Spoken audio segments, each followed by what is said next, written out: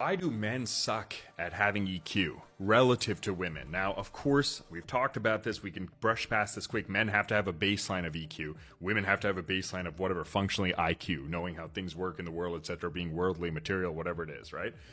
But it is going to be different because of natural biological differences between the brains of men and women and the hormones. Google the Stanford recent study that proves it using AI models, right, to identify through big data what the differences are, and they're finding out more and more about it. But the point is, I, as a man, if I'm talking to a child, right, and it's not comparing women to children, I'm making a point.